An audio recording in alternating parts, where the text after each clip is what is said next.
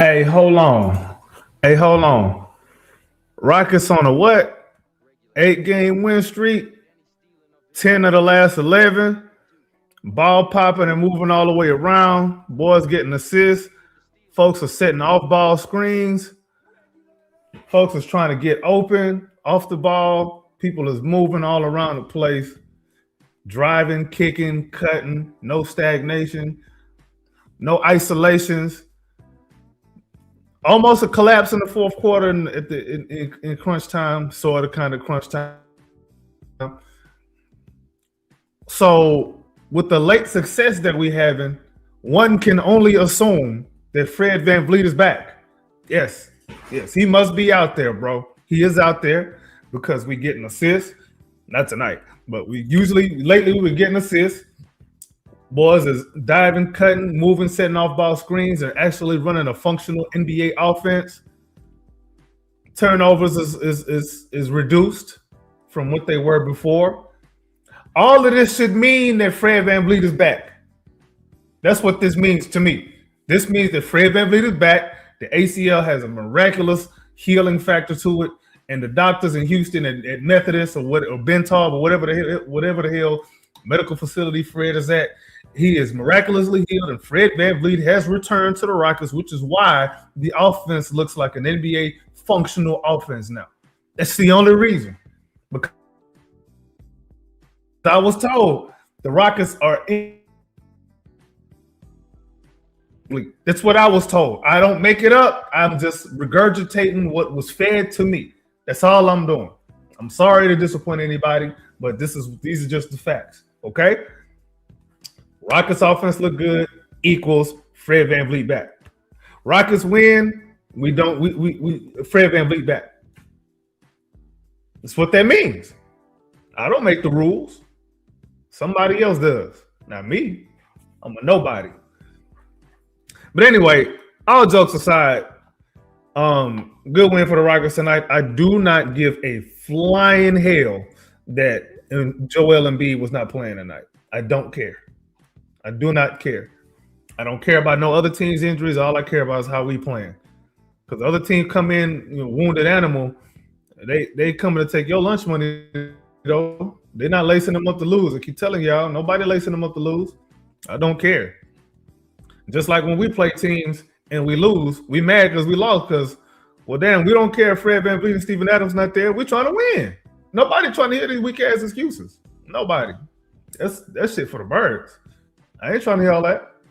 We don't do no excuses, bro. We do not. Absolutely not. No. Rockets look good again tonight. Save for that fourth quarter. They won every quarter except the fourth, about 12. Looked like they was kind of smelling themselves a little bit too much in that fourth quarter. They kind of thought they had the game in the bag. Human element, you really can't. I mean, you should always be engaged, but it's the human element. I mean, is what it is. Whether we won or lost this game, I wouldn't have been too upset because I'm seeing that the process has been updated. The system has been updated. The Rockets are playing differently. They're not forcing ISOs with KD, and they're not just going to some plain-ass pick and rolls with KD and Şengün, and they're not just spamming Şengün post-ups. They're not doing that broccoli-ass offense no more. They've updated the terms of agreement, and these guys have decided that when they don't have the ball, they're going to try to get a teammate open, or they're going to try to get themselves open, or both. Because when the ball is moving and cutting like that, what happens is you get the defense to the rotation. They can't rest. You don't bail them out with some simple isolations all the time after time. And as you're moving the ball around like that, somebody going to make a mistake, and there goes a slip. There goes a cut to the basket. There goes somebody wide open at the three-point line, in the corner, on the wing, wherever it is. That's what happens. This is why you move the ball around when you don't have a bunch of ball handlers. We don't have that. So you can't sit here and in one breath tell me we don't have any ball handlers. On the other hand, you want to sit there and run this ISO heavy offense and you think that that's okay. It's not. I've been consistent about this constantly, time and time again, all season long, even in the offseason. I even said it. The process has to update. It didn't matter who was on the team. It could be Kevin Durant. It could be Michael Jordan. If the process isn't updated, the results will remain the same. because you got to have an offense that complements the players that are in the offense, not just trying to run whatever the hell you want to run. I was talking with my brother the other day, and we was chopping it up. He was like, bro, why the Rockets running this playoff offense all the time? You can't do that. You can't do that constantly, time and time again. The boys are going to get gassed, and defenses are going to load up on you, and it's going to be easier to guard because they know what you're going to do every time around. You're not putting no flavor to the ice cream. It's just cold milk. You ever had flavorless ice cream? You ever ate some ice cream, and you're like, bro, they ain't putting no sugar in none of this. It's just cold milk. What is that? It's just frozen milk. I want to just eat some frozen milk. Do you do that? Yeah, hey, I ain't against it. If you do it, do your thing. Let me know if it's good. I try it. But just the way it sounded to me, that don't sound good. That's what the Rockets was. They was plain milk for dessert, but the main course was steamed broccoli with no salt, no pepper, no Parmesan cheese, no nothing. Just steam that broccoli and eat it. That's it. No seasoning, none of that. We're not doing that. That's what the Rockets was earlier in the season. But right now, Rockets have put some spice on the offense, man. They put some spice in the offense. They marinated some beef. They marinated some chicken overnight. We putting that some bitch on the smoker now. It's on the smoker. It's coming out piping hot in a few hours. And when you're eating it, it tastes great. You can tell I'm a fat ass. But anyway, I'm really hesitant to give Ime Udoka too much credit because every time I do that, he ends up reverting back to himself. And I don't want that. So I'm going to just reverse jinx and say, Ime Udoka, you need to do better. We're going to do the reverse jinx. That's what we're going to do. But yeah, man, tonight, Kevin Durant was Kevin Durant. He was plus 17, led all players for the Rockets. He had 29 points, 3 of 6 from the 3-point line, 6 of 8 from the free throw line. He had a few turnovers. But here's the thing about turnovers that I've said constantly too. And Amen Thompson had 5 turnovers too, but whatever. If you're forcing the issue, I'm okay with those turnovers because it's not like the turnovers we was having before where it was lazy passes and miscommunications and all that. But if you intentionally trying to force the defense into mistakes and they happen to get some turnovers on you, I can live with that. I will always live with high effort, even if it results in some mistakes. I'll live with that because you can learn more from that than playing scared and still making mistakes. That kind of defeats the purpose of playing scared. You're playing scared because you're trying to be conservative and not make mistakes, but then you still make mistakes. You might as well go balls to the wall. Might as well. That's why none of y'all heard me sitting there complaining about Tari Eason's play or his play style. That's who he is. That's what he does. Let him play crash ball. That's him. I'm not going to take what's him away from him because that's what makes him great. You know what I'm saying? I'm not going to take that away from him. Let him play the way that he plays. You try to fit him within the scheme, within the grand scheme of what you're trying to accomplish overall, but he has a certain play style and it's valuable to this team, especially when we can get a little bit too conservative. Yeah, he can be a little wild sometimes. It happens, but I'm going to live with that effort every time. I'm going to live with it every time rather than, trying to tame a guy down too much. The next thing you know, he loses his juice. He loses what makes him himself. You know what I'm saying? I'm not going to do that to Tari Eason. He had a good game tonight. 15 points, 5 of 10 from the field, 3 of 6 from downtown, 8 rebounds, 2 steals. Classic Tari Eason game, man. There's a Tari Eason that got that reportedly alleged 6-figure deal, $100 million contract in the offseason. Keep this up, performing the playoffs too. They're going to re-up that again this summer and see what to do with that. Clay Capella also had a decent game. The game for the Rockets kind of changed when Nick Nurse went to Andre Drummond, and Andre Drummond was being a big boy in the paint. He was being a big boy in the paint. That man had 15 rebounds. He had a block, a steal, had 5 assists. He was playing some ball, man. He only had 5 points, but it didn't matter because when he was on the floor, they was playing good. You know what I'm saying? He was being a center. Alfred had an off game. I don't care. Alfred Sengun has bounced back enough to what we know Alfred Sengun is to be. So there's nothing really to complain about. Okay, he had an off game. He earned that. He's been very good as of late. So that's fine. It's okay to have a bad game, people. And it's also okay to have a bad stretch. It's how you bounce back from all that makes you who you are. Josh Okogie got the start tonight over Reed Shepherd. I don't hear nobody complaining online on the interwebs about Reed Shepherd not starting tonight. You know why? Because we won. And yeah, we started to do what we was doing in the fourth quarter a little bit. Whatever. It ain't like Reed Shepherd was lighting it up tonight. I've always said, y'all have heard me repeat this over and over again. I don't care if Reed starts or not. I want him to get the minutes, though. I want him to play a lot of minutes because, I mean, if he's supposed to be, your future guard, whether it be the one or the two, or however you want to play it, if he's supposed to be one of the guys you count on in the future, you kind of want to see what he got and let him go out there, hit his head against the wall, let him make his mistakes, and let him play through the mistakes. Because if you don't give him a chance to fail, how will he learn how to succeed? You know what I'm saying? So, but again, he's been good as of late as well. He had an off night. Didn't matter. Amen Thompson had another strong, solid night. 19.7 to 14 from the field. He had a nice little midi off of I think he was coming off of, he was snaking the screen. Had a little step back midi in the paint for a nice little mid-range jumper. It was nice. I don't know how sustainable that is for him to do constantly, but if that's a shot that he can add to his repertoire, I'm with it. It's gonna make him evolve into the player that he's supposed to have all his potential for. And again,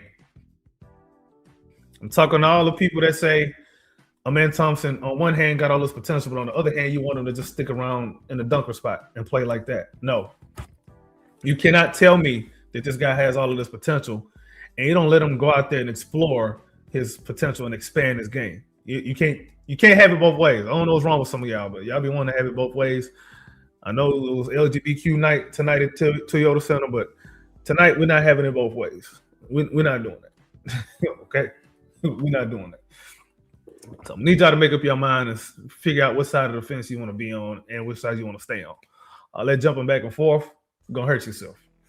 You're going to make yourself look stupid. Anyway, Jabari Smith Jr., he had an okay night. He had 19 points. He was 7-15, 4-6 from free throw line, 5 rebounds, a block. He was 1-7 from 3, which is bad. And defensively, I thought, man, them quick-ass guards over there in Philly, man, they was kind of giving him the business, kind of, sort of. He had moments where he held up. But, man, they was doing the snatch back on him. They was driving past him. He was fouling. How many fouls? He had 4. It felt like a lot more, though. He was fouling, like, on jumpers. Like, okay, this game was a mixed bag for me for Bari, but whatever. Again, when you're playing with effort, I'll live with the results. And with all the effort that the Rockets played with, I'm going back to the whole system thing again, man. Ime Udoka had these guys playing together. Guys are not hezzy, tweening all game. It seems like when people are scoring, they're scoring off of the offense in the flow of the offense. And that's what you want to do throughout the season and going into the playoffs. The Rockets finishing the season strong. So, again, I will ask, do the Rockets match their win total from last season with 52? We have 51 now. Do we match last year's season total? Okay, cool. If we do, cool. Do we surpass that?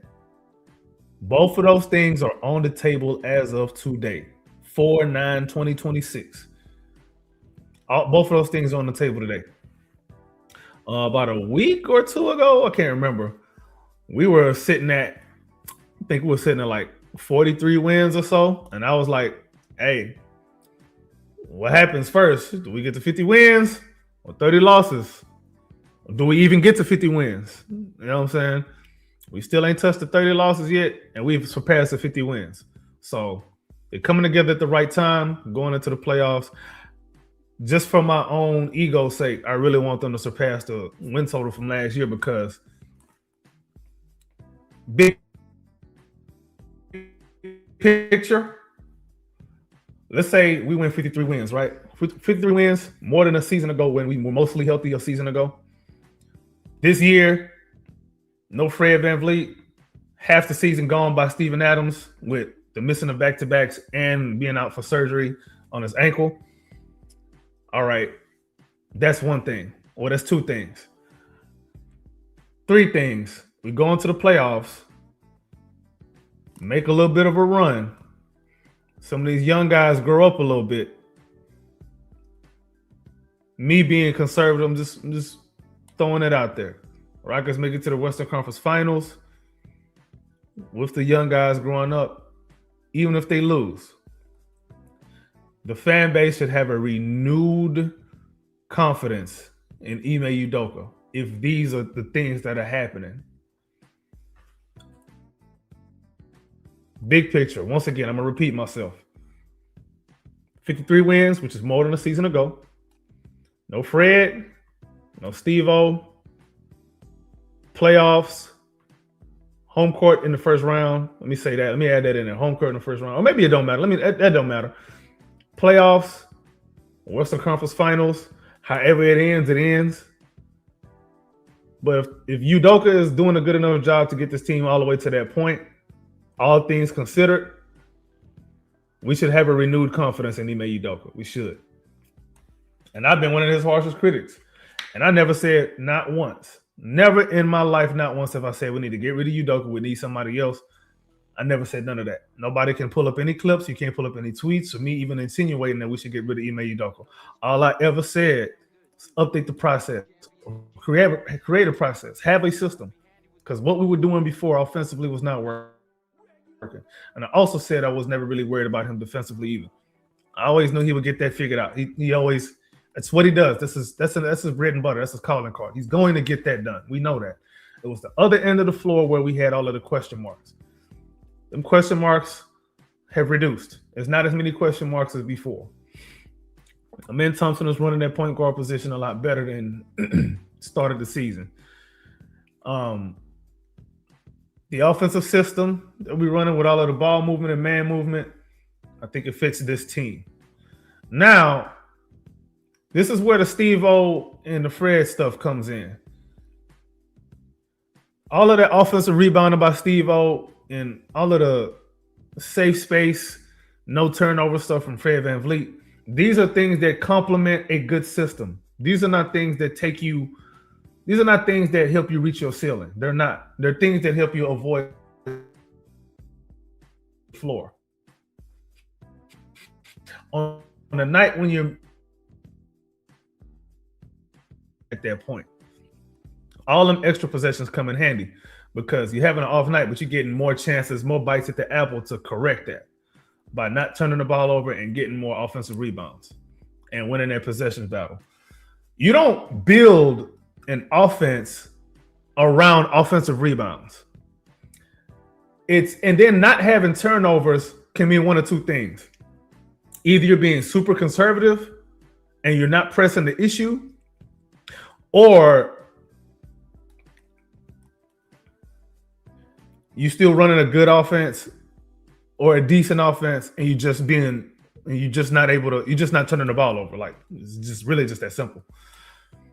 But like I said, all turnovers are not made the same. All that low turnover stuff is cool if you're hitting shots. But if you're not forcing the issue, if you're not really running the actual system and you're not turning the ball over, sure, you're not turning the ball over, but you're also not doing nothing with the possessions that you do get. What do these extra offensive rebounds matter? What do these low turnovers matter? They don't mean anything if you're not making the most out of the possessions that you already getting on a game by game basis. It doesn't make no damn. I ain't gonna say it doesn't make no difference, but that's not gonna get you where you need to go. Now, if you add those elements to what we're doing now, the extra possessions and low turnovers, you add those two things, and then Fred's veteran savvy and point guard play and all of that. If you add all of that to this team now and how we're playing now, then we can talk. Then we can have that conversation. That's a different story. That's a different story at that point. My fear is next season, Ime Udoka gonna go back to his old reliable crutches that he likes to go to and get lazy and just say, hey, Fred, just go run the offense. hey, Steve, just go get offensive rebounds. That's not going to work. You don't build an offense like that. That's not going to cut it. That ain't going to cut it, brother. That ain't going to cut the butter. That ain't going to cut the butter at all. So, once again, kudos to the Rockets for coming on strong. 8 games in a row, longest of the season. Our previous season high win streak was 5, and that was early on in the season. If the last thing that I would say that the Rockets need to do more of, I know we winning now, but like I keep telling y'all, I'm not gonna accept anything in a win I wouldn't in a loss.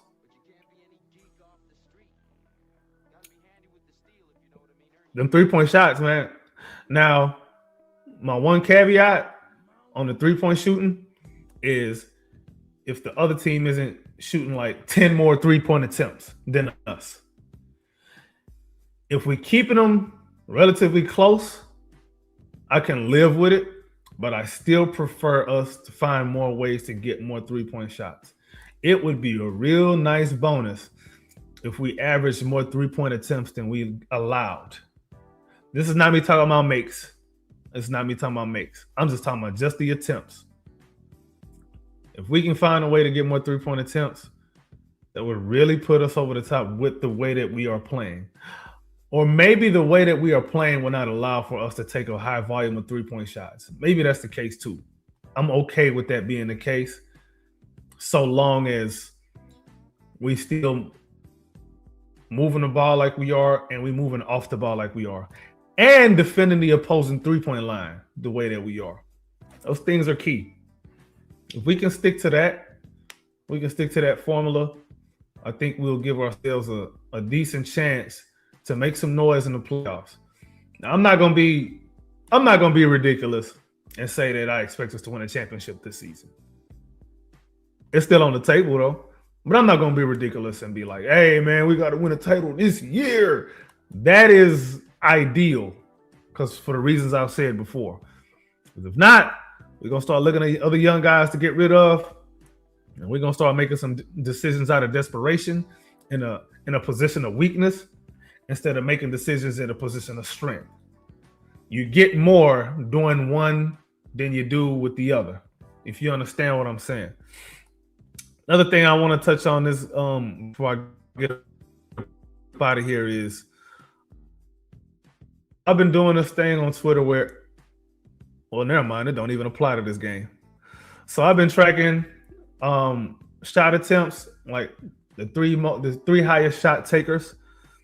So Kevin Durant and Jabari Smith took the first and second most shots this game, and Şengün and Amen Thompson tied for third.